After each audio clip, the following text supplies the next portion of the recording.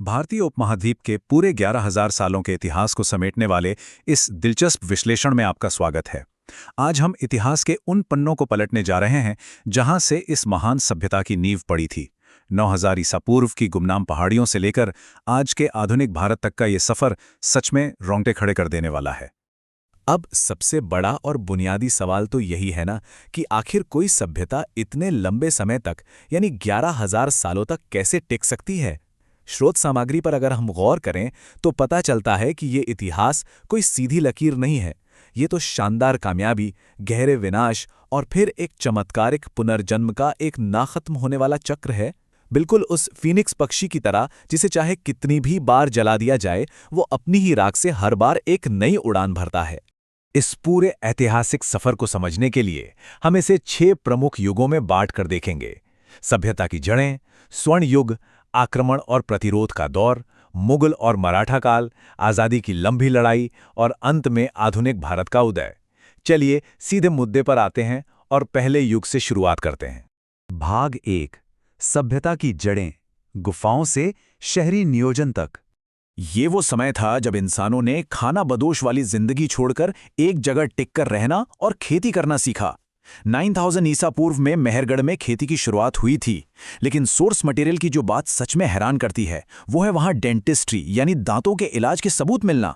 जरा सोचिए, 9000 साल पुराने इंसानी जबड़ों में पत्थर की बारीक ड्रिल से किए गए इलाज के निशान मिले हैं। इसके बाद 3500 ईसा पूर्व के आसपास मशहूर सिंधु घाटी सभ्यता का उदय हुआ और 1900 ईसा पूर्व आते आते जलवायु परिवर्तन की वजह से इसका पतन होने लगा। 15 लाख ये विशाल नंबर असल में सिंधु घाटी सभ्यता के स्क्वायर किलोमीटर फैलाव को दिखाता है। ये कोई छोटी मोटी बस्ती बिल्कुल नहीं थी। ये 90 डिग्री के ग्रिड सिस्टम पर बसा एक ऐसा विशाल और एडवांस साम्राज्य था जिसकी सड़कें और ड्रेनेज सिस्टम आज के आधुनिक शहरों को भी कड़ी टक्कर दे सकते हैं। दिलचस्प बात यह है कि खुदाई से पता चलता है कि ये लोग बहुत शांतिप्रिय थे। इनका पतन किसी खूनी युद्ध से नहीं बल्कि नदियों के रास्ता बदलने और जलवायु परिवर्तन जैसे प्राकृतिक कारणों से हुआ था। भाग 2, स्वर्ण युग, ज्ञान और धन के साम्राज्य। प्रकृति के उस मार के बाद जो मौर्य और गुप्त साम्राज्य उभरे, उन्होंने इस पूरे भूभाग को अथाह संपत्ति और ग्लोबल नॉलेज के बिल्कुल शिखर पर पहुंचा दिया। आर्यभट्ट का शून्य का सिद्धांत, नालंदा विश्वविद्यालय जैसी जगह जहां दुनिया भर से 10,000 से ज्यादा छात्र पढ़ने आते थे, और विश्व भर में बुद्ध के शांति संदेश का फैलना, ये सब इसी युग की देन है। लेकिन इन सब में सबसे चौंकाने वाली जो चीज है वो है दिल्ली का लौह स्तंभ। 1600 साल से भी ज्यादा समय से हर मौसम की मार झेलने के बावजूद ये लोहे का खंबा आज तक बिना जंग लगे ज्यों का त्यों खड़ा है ना कमाल की बात। भाग 3, आक्रमण और प्रतिरोध, विनाश का चक्र। जब यह सभ्यता धन और ज्ञान से पूरी तरह समृद्ध थी, तब उत्तर पश्चिमी सीमाओं से विदेशी आक्रमणों का एक लंबा सिलसिला शुरू हुआ। सोर्स इसे इस सभ्यता के इतिहास में एक बेहद दर्दनाक टर्निंग पॉइंट बताता है, और इसके पतन की असल कहानी एक ही वाक्य में साफ हो जाती है: बाहरी ताकत से नहीं बल्कि आंतरिक फूट से हारे। स्रोत सामग्री इस बात पर बार बार जोर देती है कि हार की मुख्य वजह हथियारों की कमी नहीं बल्कि अपनों का विश्वासघात था। जैसे मोहम्मद गोरी के खिलाफ पृथ्वीराज चौहान के ऐतिहासिक युद्ध में राजा जयचंद का गोरी का साथ देना। इसी आंतरिक फूट ने आगे चलकर पूरी सभ्यता को एक बहुत भारी कीमत चुकाने पर मजबूर कर दिया। 16,000 स्रोत में दर्ज ये आंकड़ा एक बहुत ही भयानक और दर्दनाक ऐतिहासिक सच को सामने लाता है।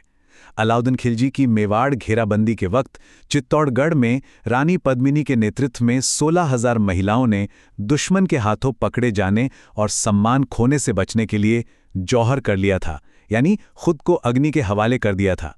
ये इस सभ्यता के कभी ना टूटने वाले प्रतिरोध की एक बेहद कड़वी लेकिन सच्ची कहानी है। भाग 4, मुगल और मराठा, धन, युद्ध और विद्रोह। अब इतिहास एक ऐसे जटिल दौर में पहुंचता है जहां दो बिल्कुल अलग विचारधाराएं आमने सामने टकराती हैं। एक तरफ था शाहजहां जैसे मुगल शासकों का अथाह वैभव, सफेद संगमरमर का ताजमहल और बेशकीमती मयूर सिंहासन जैसी चीजें जिनकी भारी कीमत आम किसानों को भयंकर टैक्स और लगान के रूप में चुकानी पड़ी। और इसके बिल्कुल उलट था मराठा प्रतिरोध।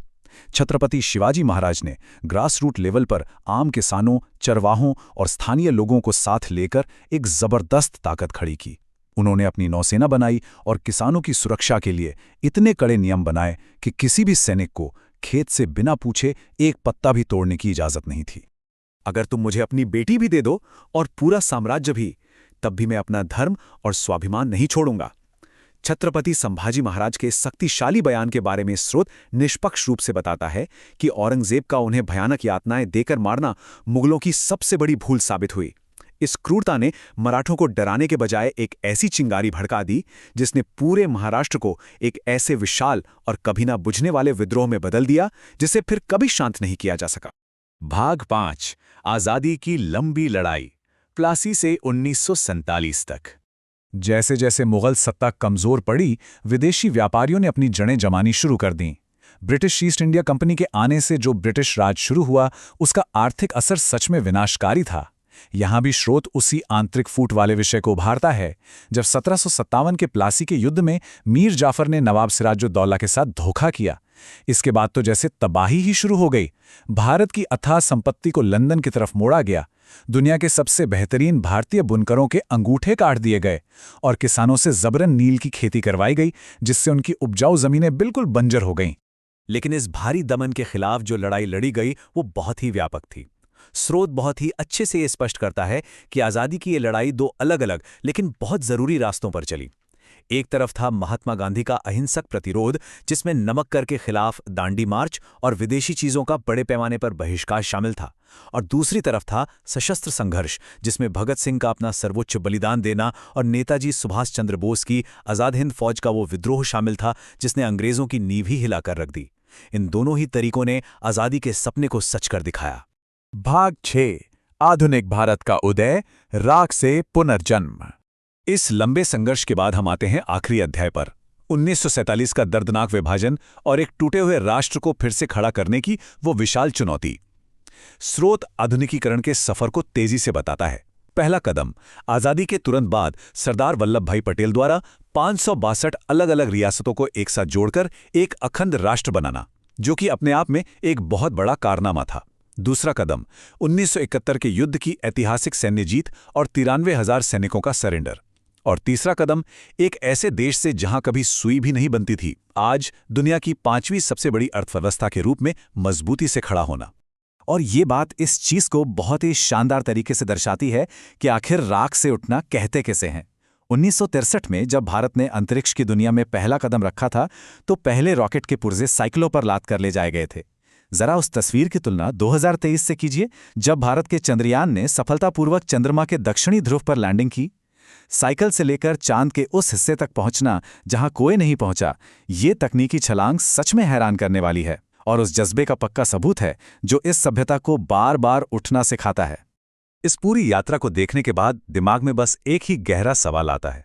अपनी ही राख से बार बार उठने और 11,000 सालों तक लगातार संघर्ष करने के बाद इस प्राचीन सभ्यता का अगला अध्याय कैसा दिखेगा?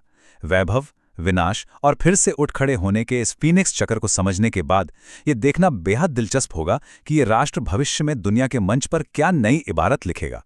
आज हम जो पहचान लेकर चलते हैं वो इसी कभी ना हार मानने वाली भावना का नतीजा है। ये इतिहास सिर्फ ये नहीं बताता कि एक सभ्यता कितनी बार गिरी, बल्कि ये चीख चीख कर बताता है कि वो कितनी बार फिर से उठ खड़ी हुई। इस विश्लेषण से जुड़ने के लिए बहुत बहुत शुक्रिया और इस सवाल पर जरूर सोचिएगा।